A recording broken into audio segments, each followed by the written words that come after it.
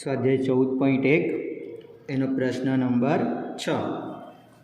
એક થેલામાં લીંબુના સ્વાદની જ મીઠાઈઓ છે। માલિની થેલામાં જોયા વગર એક મીઠાઈ બહાર કાઢે છે। તે નારંગીના સ્વાદની મીઠાઈ હોય અને બીજું લીંબુના સ્વાદની મીઠાઈ હોય તેની સંભાવના કેટલી? તો બાળકો, જે આપણો પહેલો પ્રશ્ન છે, નારંગીના સ્વાદની મીઠાઈ હોય એને આપણે ઘટના એ નામ આપીશું। ઘટના એ બરાબર નારંગીના સ્વાદની મીઠાઈ હોય। તો આપણે જોયું કે થેલામાં તો માત્ર લીંબુના સ્વાદની જ મીઠાઈઓ છે, એમાં નારંગીના સ્વાદની મીઠાઈ છે જ નહીં। તો આ ઘટના કેવી થઈ? આ અશક્ય ઘટના છે। તો આપણને ખ્યાલ છે કે અશક્ય ઘટનાની સંભાવના કેવી હોય? 0। ચલો, ત્યારબાદ બીજી ઘટના છે લીંબુના સ્વાદની મીઠાઈ હોય। તો હવે અંદર લીંબુના સ્વાદની જ મીઠાઈ છે, તો આપણે કોઈ પણ મીઠાઈ બહાર કાઢીશું તો એ લીંબુના સ્વાદની જ મીઠાઈ નીકળવાની છે। તો આ ઘટના કેવી થઈ? આ ચોક્કસ ઘટના થઈ। તો ચોક્કસ ઘટનાની સંભાવના કેટલી હોય? 1। ચલો, ત્યારબાદ પ્રશ્ન નંબર 7। 3 વિદ્યાર્થીઓના સમૂહમાં 2 વિદ્યાર્થીઓનો જન્મદિવસ સમાન ન હોય તેની સંભાવના 0.992 છે। 2 વિદ્યાર્થીઓનો જન્મદિવસ સમાન હોય તેની સંભાવના કેટલી? તો બાળકો, આ પૂરક ઘટનાનો પ્રશ્ન છે। સમાન ન હોય તેની સંભાવના આપી છે અને સમાન હોય તેની સંભાવના આપણે શોધવાની છે। તો જે શોધવાનું છે એને આપણે ઘટના એ કહી દઈએ કે ઘટના એ બરાબર બંને વિદ્યાર્થીઓનો જન્મદિવસ સમાન હોય। તો પૂરક ઘટના જ્યારે પણ આવે ત્યારે આપણે આ સૂત્રનો ઉપયોગ કરીશું, P of A plus P of A નહીં બરાબર 1। હવે P ઓફ A એટલે શું? જન્મદિવસ સમાન હોય, તો એ તો આપણે શોધવાનું છે, તો એને આપણે એમ નામ લખીશું। હવે જન્મદિવસ સમાન ન હોય એટલે P ઓફ A નહીં એ આપણને આપેલા છે, કેટલા? 0.992 બરાબર 1। હવે આપણે પ્રશ્ન નંબર 5માં જોયું તેમ આપણે શોધવાના છે P ઓફ A, એની સાથે કોણ છે? 0.992। એને આપણે શું કરવા પડે? બરાબરની પેલી બાજુ એટલે 1 માંથી માઇનસ કરવા પડે। જ્યારે પણ પૂરક ઘટનાનો પ્રશ્ન આવે એટલે આપણે એને શેમાંથી બાદ કરવાના? 1 માંથી। હવે 1 માંથી 0.992 કઈ રીતે બાદ કરીશું? તો 1 પાસે પોઈન્ટ નથી એટલે આપણે શું લખી નાખવાના? 1.000। કેમ આવું લખ્યું? કેમ કે આની પાસે પોઈન્ટ પછી 3 આંકડા છે, એટલે પોઈન્ટ નીચે પોઈન્ટ, પોઈન્ટ પહેલાં 0, ત્યારબાદ 992। હવે આગળ ગણતરી કરી તેમ 0 માંથી 9 બાદ નહીં થાય એટલે સીધો આપણે 1 પાસે દશકો અને આ 0ને આપણે આપીશું 10। એની આગળના જેટલા પણ 0 છે ત્યાં શું લખીશું? 9। હવે બાદબાકી કરીએ। 10 માંથી 9 બાદ કરો એટલે 1, 9 માંથી 9 બાદ કરો એટલે 0। સોરી બાળકો, એ મિસ્ટેક થઈ, અહીંયા 2 છે, મારી ભૂલ થઈ। તો 10 માંથી 2 બાદ કરીશું એટલે 8, 9 માંથી 9 બાદ કરીશું એટલે 0, અહીંયા પણ 9 માંથી 9 બાદ કરીશું એટલે 0 અને 0 માંથી 0 બાદ થાય એટલે 0। તો આપણો જવાબ શું આવશે? 0.008। પૂરક ઘટનાવાળા પ્રશ્નમાં હંમેશા આપણે આ રીતે ગણતરી કરીશું।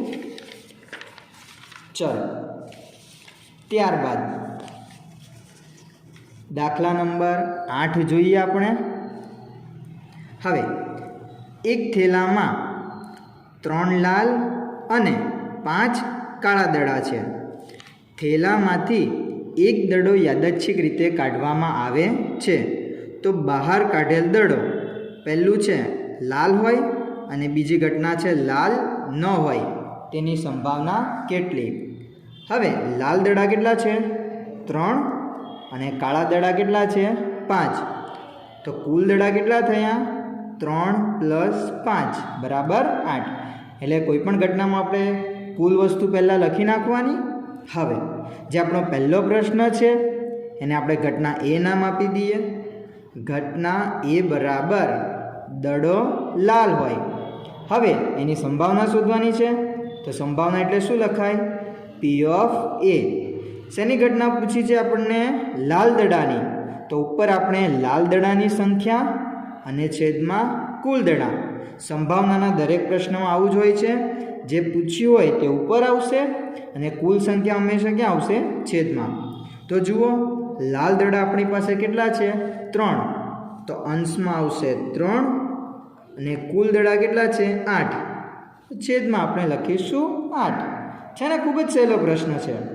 ત્યારબાદ ઘટના બી. ઘટના બી શું છે? દડો લાલ ન હોય.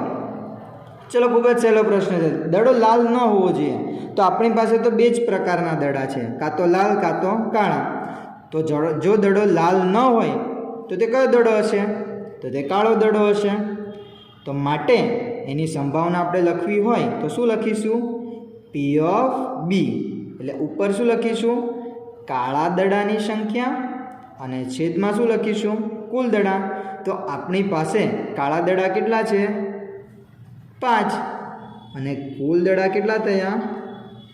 8. થઈ ગયું. ત્યારબાદ દાખલા નંબર 9. તો 8મો દાખલો જોઈએ, એની જેમ જ આ પ્રશ્ન છે. એક પેટીમાં 5 લાલ લખોટી, 8 સફેદ લખોટી અને 4 લીલી લખોટી છે. પેટીમાંથી એક લખોટી યાદચ્છિક રીતે બહાર કાઢવામાં આવે તો તે લાલ હોય, સફેદ હોય અને ત્રીજું લીલી ન હોય. તેની સંભાવના કેટલી? તો સૌપ્રથમ આપણે શું લખીશું કે ભાઈ લાલ લખોટી કેટલી છે? તો લાલ લખોટી 5, સફેદ લખોટી 8 અને લીલી લખોટી કેટલી છે? 4. તો કુલ લખોટી કેટલી થઈ? 5 + 8 + 4 બરાબર 17 થઈ. કોઈ પણ સંભાવનાનો પ્રશ્ન હોય એટલે જે માહિતી આપણને આપેલી હોય એ આપણે સૌપ્રથમ આવી રીતે લખી નાખશું અને કુલ સંખ્યા હંમેશા લખીશું. હવે પહેલો પ્રશ્ન આપણો શું છે? લાલ હોય. તેને આપણે ઘટના એ નામ આપી દઈએ. ઘટના એ બરાબર લખોટી લાલ હોય. તો તેની સંભાવના એટલે પી ઓફ એ બરાબર ઉપર શું લખીશું? લાલ લખોટીની સંખ્યા અને છેદમાં શું લખીશું? કુલ લખોટી. તો જુઓ, લાલ લખોટી કેટલી છે? 5. એટલે ઉપર આ અંશમાં શું આવશે? 5 અને છેદમાં એટલે નીચે કુલ લખોટી કેટલી થઈ? 17 છે. ખૂબ જ સહેલો પ્રશ્ન, એટલે બેઠા 1 માર્ક્સ તમને મળી જાય આમાં. ચલો, ત્યારબાદ બીજી ઘટના છે આપણી સફેદ લખોટી હોય તો એને ઘટના બી તરીકે લખીશું.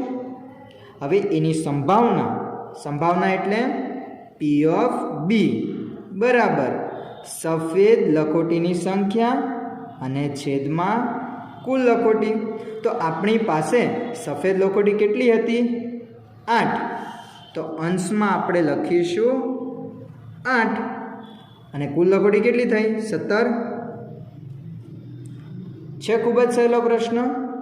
ત્યારબાદ ઘટના સી. તો ઘટના સી શું કહે છે કે લખોટી લીલી ન હોય. એટલે લખોટી લીલી ન હોવી જોઈએ. તો સીધી વસ્તુ છે, આપણી પાસે કઈ કઈ લખોટીઓ છે? લાલ છે, સફેદ છે અને લીલી છે. તો લીલી લખોટી આપણે લેવાની નથી. તો જો લખોટી લીલી ન હોય તો લખોટી કઈ હોઈ શકે? લાલ અથવા સફેદ. એટલે બંનેમાંથી કોઈ પણ એક હોઈ શકે.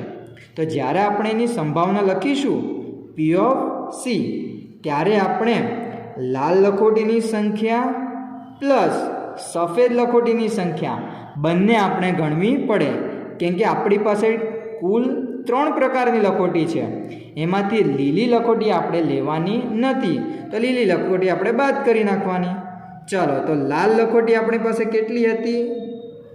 5 અને સફેદ લખોટી આપણી પાસે કેટલી હતી? 8 અને છેદમાં કુલ લખોટી કેટલી? 17. તો 5 + 8 એટલે કેટલા થાય? 13. 13 ના છેદમાં 17 છે. ખૂબ જ સહેલો પ્રશ્ન. આ 3 માર્ક્સનો પ્રશ્ન છે, બરાબર.